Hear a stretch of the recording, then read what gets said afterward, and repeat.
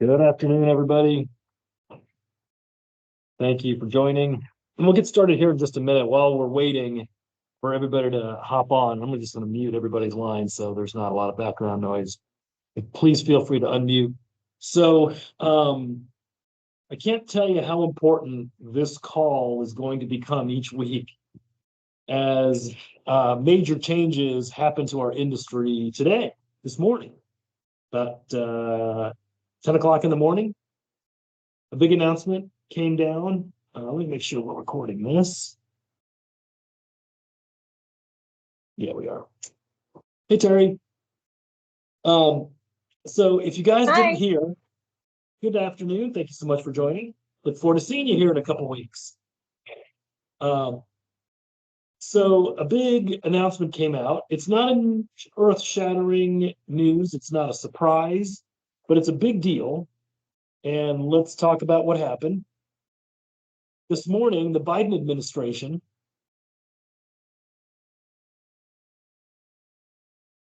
I can let those in if you want, Andy. I can let What's that, people in. Chris? I can let people in if you want. Okay, thank you, Chris. And I'm about to touch upon short-term medical, so please also jump in with your thoughts, since obviously you've been on top of this thing. But what I was about to say, well, Chris can certainly add some color commentary, is about 10 o'clock this morning, the Biden administration officially announced its changes to short-term medical. We knew these were coming. They're not newsworthy. In fact, the carriers have been preparing for this for about 2 years. They probably would tell you that they're surprised it took this long. But basically, effective September 1st, short-term medicals can only be used for 3 months. And they give you an extra month just in case. So total, a maximum of 4. But that's going to be nationwide in all states. So in states where we have short-term medicals, which is not all, and in the states where they can be more than a year or 2, or they can go all the way to 36 months, all that will end on September 1st. We'll only be able to do short-term medicals for 3 months plus 1.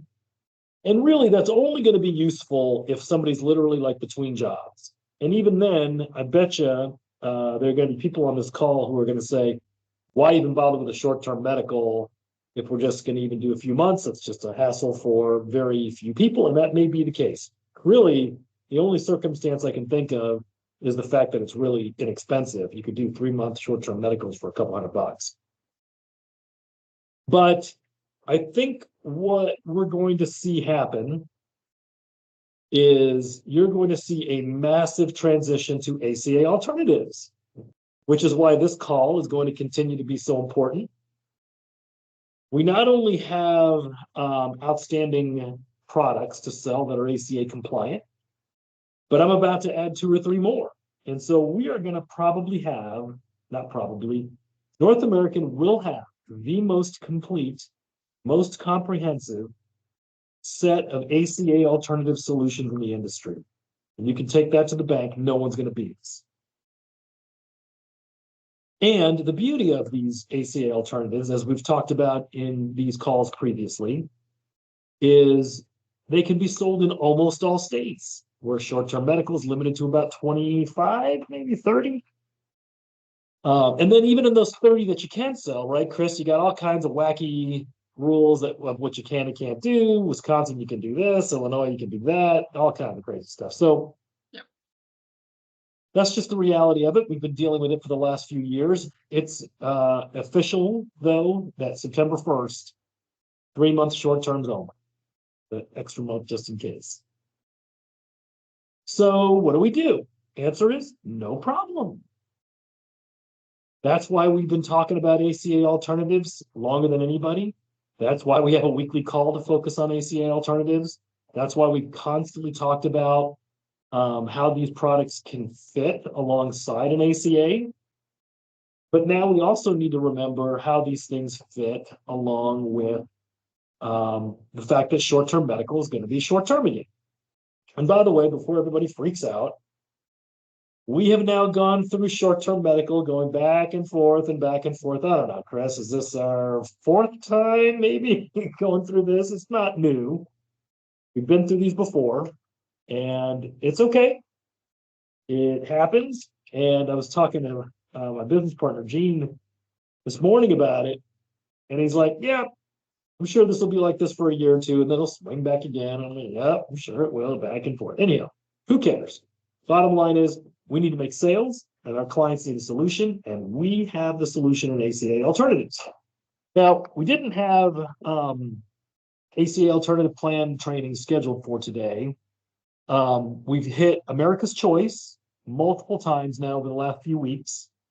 If you missed those, I highly recommend you go back into our ACA alternative website, and all of the recordings are out there. We also have talked about Enrollment First. That's another great ACA alternative. We've sold that for years. We've made, I don't know, thousands of sales for Enrollment First with their metal plan. So don't forget about that, plus the MEC. And we'll continue to do trainings on those. I think we have another America's Choice training coming up in April. And so forth. However, what I really wanted to focus, before I get started, if you guys have any questions about short-term medical and what to do, please feel free to step in. But I'm just telling you, this is what you do. ACA alternatives, we've already got them. They're ready to go. If you haven't gotten contracted with America's Choice, please do that today. Now, the good news is, if you're selling short-term medical, don't worry. You still got until September 1st. There's a great fire sale. I wouldn't miss that opportunity, but you better get up to speed on ACA alternatives. So let's jump right in and talk a little bit about how to stack on ACA alternatives, because as you're starting to crank this thing up, there's a couple things that are going to be really important that you know and understand. Oops.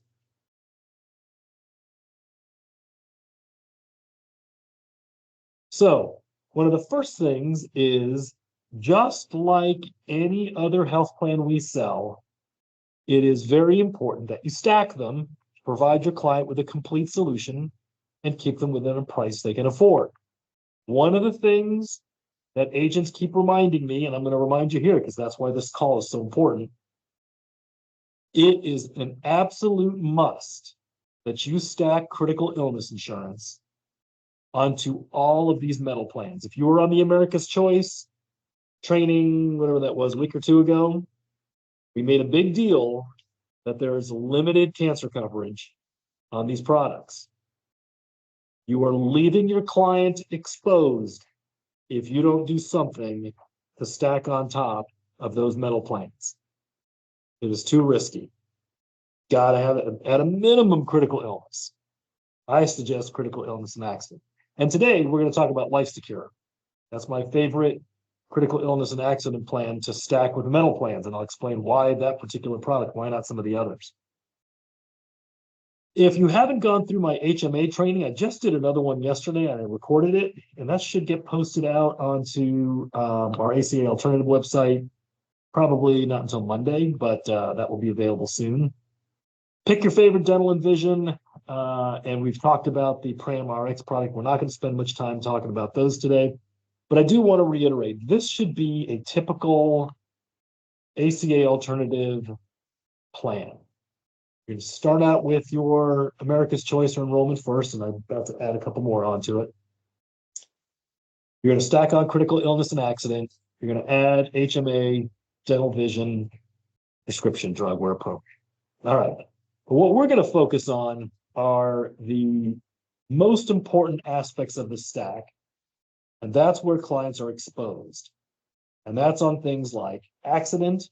We're going to specifically focus on things like critical illness and hospital recovery. This is where your customers will have some holes, and that's where we got to fill them. I really like the HMA program. Let's certainly talk about that on a future call. Again, I've recorded one just yesterday, so you'll have a recording here soon. Dental vision. And if you got people traveling overseas, don't forget IMG. All right. But that's not what we're here to talk about. We're here to talk about Life Secure, and we're here to talk about how every single one of these metal plans has holes when it comes to cancer. So let's make sure that we're covering accident and cancer. So the first one is accident. Why does somebody need accident coverage if they already have a health plan? This is the case whether they have an ACA plan or whether they have an ACA alternative. What we're going to talk about, I should mention, should be whether you're selling ACA or ACA alternative. You should stack this every time. So an accident plan, first and foremost, helps cover medical deductibles, co-pays, or co-insurance. So much of what we sell is a high deductible plan, especially on ACAs, and even America's Choice has higher deductibles. There's nothing worse than going to the urgent care because you hurt your shoulder and you end up with a $500 bill and you're told, well, that just goes towards your deductible. You're out the whole out of pocket. Accident insurance helps you cover those kinds of costs before your health insurance plan kicks in. It can also pay for things like physical therapy and rehab, prescriptions, even cover things like rent, help with housekeeping or yard work. How are you going to do your own housekeeping if you're injured? Childcare services, even lost wages, and anything else that you choose to use your benefits. As you know, this accident product is probably the most popular products that agents of ours purchase themselves. Yep. It's not the cheapest in the market, but ask any agent of ours that has their own accident coverage, and I'll bet you even though we have 100 of these plans in the market, they'll probably tell you about half of them have this particular one because of how much it covers. Not the cheapest, but the coverage is just the best. Okay, so let's talk about how Life Secure's accident product works. So on the left-hand side of your screen is somebody who has it, and on the right-hand side of your screen is somebody who doesn't. So John, he's age 40, got into a bicycle accident, and Mary, she's 35, and she got injured when she was running a 5K.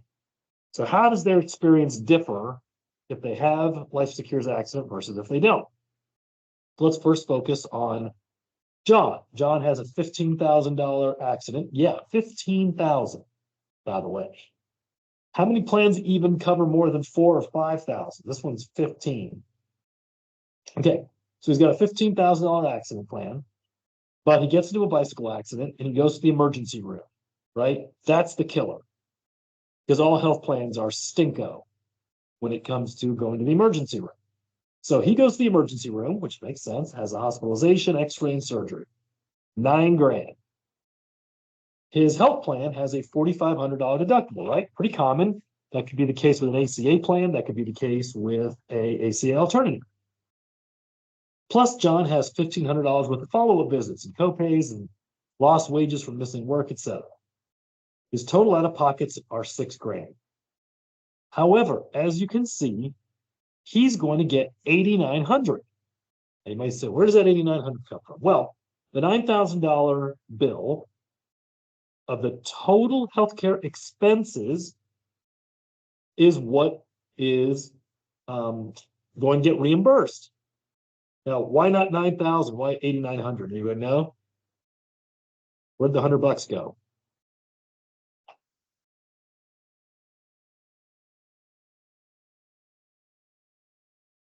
Would that be his deductible? That's it. It's a $100 deductible. Yep. Okay. So the thing that's important is that because John spent $9,000, even though his health insurance has a $4,500 deductible, he gets reimbursed $8,900, more than his health plans out of pocket.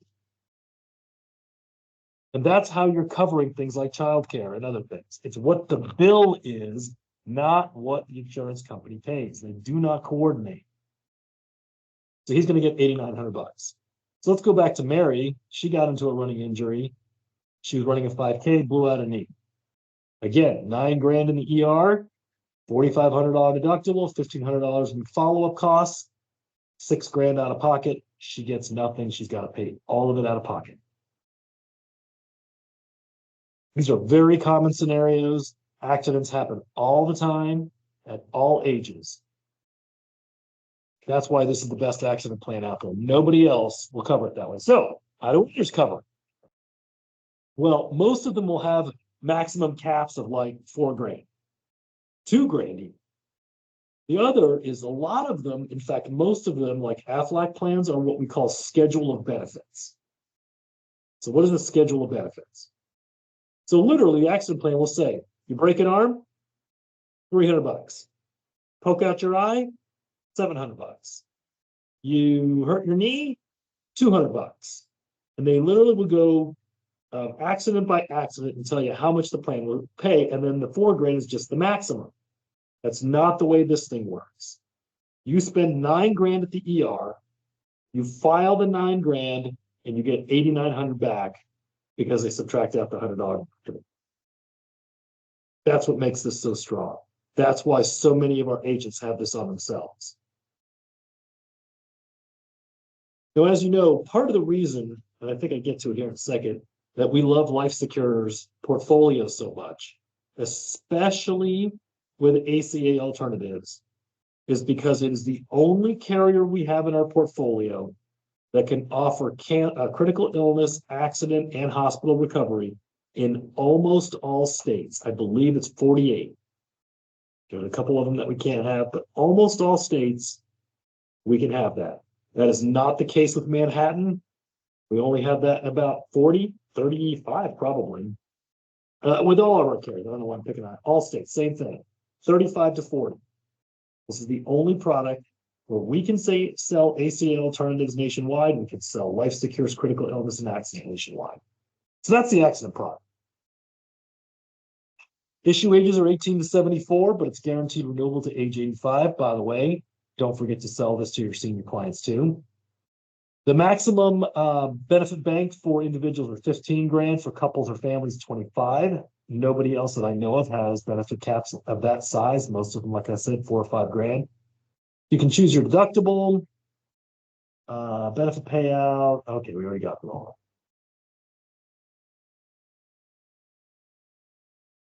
Okay, let's change gears and let's talk about critical illness. So I really like the LifeSecure critical illness policy. It is going to be extremely critical. I'm sorry, hold on 1 second.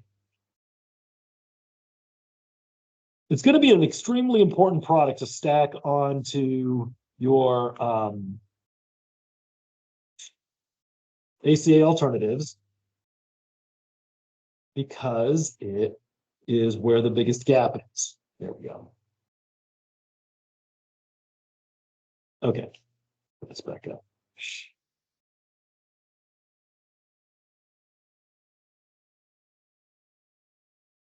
Okay. So we're going to focus on the left-hand side of the screen. The critical illness for individuals can be sold 18 to 70, California to 64, guaranteed renewable to 75. It has I don't see anything but a white page, oh, you don't see that?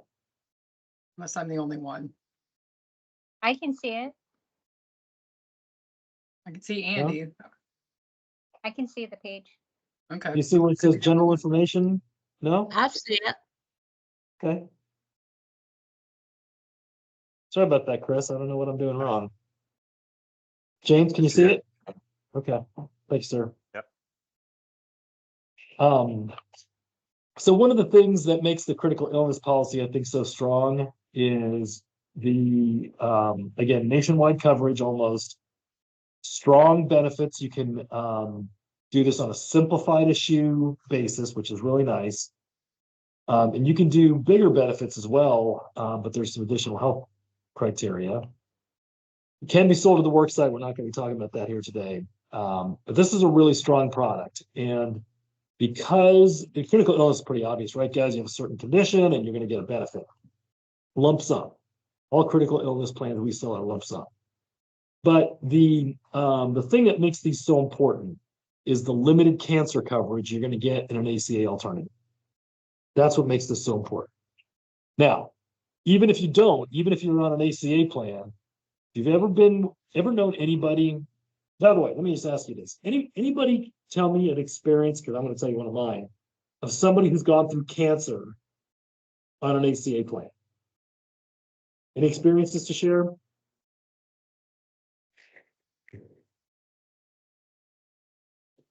So I can only talk to you about one personal experience I had. Obviously, I didn't have cancer, but it was actually our former vice president, Tammy Gendix, for those of you who might remember Tammy. Tammy passed away from cancer about, I don't know what it was, 3 years ago. And she was on an ACA plan, Blue Cross of Texas, covered her cancer, right? You're thinking, what's the big deal? So let me tell you, though, what shortened her life. And by the way, her not just shortened her life, but reduced her quality of life in the last year. 2 words: prior authorization. That's what got her. Prior authorization. She was on a Blue Cross HMO, and I lived this every day with her because she was here and I was fighting with her. Although, man, she fought. For those of you who know her, she fought hard. But anyway, so prior authorization is what got her. There's a reason why insurance companies have prior authorization. It's something called cost containment. Does anybody know what that means? Cost containment? So Yep. all HMOs have prior authorization. It's not exactly new. It's a managed care tool. Congress has even been talking about this. The Biden administration has been talking about this. You know, it's not a bad thing. It's part of the reason why HMOs tend to be the least expensive. It's one of the biggest weapons that insurance companies have to keep costs down, prior authorization. So why did that get Tanner? Well, she got diagnosed with breast cancer. It was pretty advanced by the time they caught it, and she immediately went into treatment. But because it had been pretty advanced, they tried a variety of different treatments. Some would work for a little while and then would stop working. Some would work for a while and she was getting better, and then they stopped the treatments. And each time, what would constantly get in the way was prior authorizations. And so what would happen is her doctor would say, hey, look, this isn't working. We're going to try something else. I think this is the best treatment. So they would go to their HMO and they'd say, hey, we're going to try this treatment. And the insurance company would say the same thing. That requires prior authorization. Okay, well, what's the process? Well, we're going to send it up to our prior authorization people. It wasn't uncommon that it would take a week or two before that authorization came through. And they usually would come through. Sometimes they would say, that seemed a little, I don't know if that's really a good idea or not. But most of the time, it went through. But the problem is waiting the 2 or 3 weeks. When you have cancer, you don't have 2 or 3 weeks. 2 or 3 weeks costs you your life. And then when you're doing it a half a dozen times, you don't live. So that's why, for those of you who remember her, she'll always, before she passed away, said, please make everybody buy cancer insurance. She would say it over and over and over again. Because if she would have had, she could have said, I'm not waiting for the HMO. I'm just going to do it because it'll keep me alive and keep my quality of life going. Terrible, terrible death that she went through. And by the way, her cancer was advanced. She wasn't going to live. I don't want you to misunderstand, like all of a sudden the HMO killed her. She was going to die. There was just no way. She was 50 some odd years old. It was too advanced. She was going to die. But prior authorization shortened her life. And it certainly shortened the quality of life. So, okay, I got on my bandwagon. I just wanted to mention that to you. And I'm sorry, that's not trying to use some scare tactics. But I think what sometimes agents do is they get all like, their shoulders get hunched and they're like, oh, Mrs. Jones, I don't really want to tell you about these critical illness policies because I'm embarrassed to ask you for another $40 a month. But I'm just telling you guys, you're doing your clients a disservice if you're not including accident, if you're not including critical illness in particular. And on your ACA alternative plans, I wouldn't even allow them to enroll unless they at least have some amount of critical illness, because you are exposing them and it's going to come back on you and you're going to be hating life if you didn't add that to it. You also, Worst case. I was going to say, also, one of the, what I have talked to, I don't know, 20% of the clients, not just the HMO and the, you know, but it's, I want to go to Mexico. I want to go to the acupuncturist. I want to try this new medicine. Exactly. The cancer policy is like, it's your money. Do what you want. You're exactly right. And, if you're trying to stay alive, you're wanting to try anything. I mean, you don't have a backup plan. Either you're alive or you're dead. So you'll try anything. And if you don't have this, not only are you having limited coverage on your health plan, but on top of that, they're not going to pay for the acupuncturist, if that might work. They're not going to pay for going to Puerto Rico and see some funky doctor. They're not going to pay oftentimes to go to, centers of excellence treatment program, that MD Anderson or wherever. I'm just telling you guys, if you're selling ACA plans, make sure every time you're including critical illness. Here's the good news. Let me just tell you the good news and then I'll wrap up. If you include it every time, even if they chose not to buy it, your conscience is clear. You did your job. You explained why it was important. You can't make people do what they don't want to do. You can't make them write a check for it. They may say no, and that's okay. But you've done your job. You can sleep at night, and you don't have to worry that you're going to get a call in the middle of the night. Hey, I got diagnosed with cancer. Now what? Oh, by the way, that plan I sold you has limited benefits. Uh-oh. Uh-oh. That's a bad idea. Anyhow, all right. That's my little lecture on the stacking critical illness and accident. I really like that Life Secure product. They've got really strong price. They're not the cheapest, but they are really strong. You should be stacking them on every ACA alternative that you sell, and frankly, every ACA plan. Remember, short-term medicals will be back to 3 months starting September the 1st. If you have not gotten yourself comfortable with ACA alternative plans, you better do it now. Get contracted with America's Choice. Get contracted with Enrollment First. I promise you, by the time we get into the selling season, you will be doing one of these every day.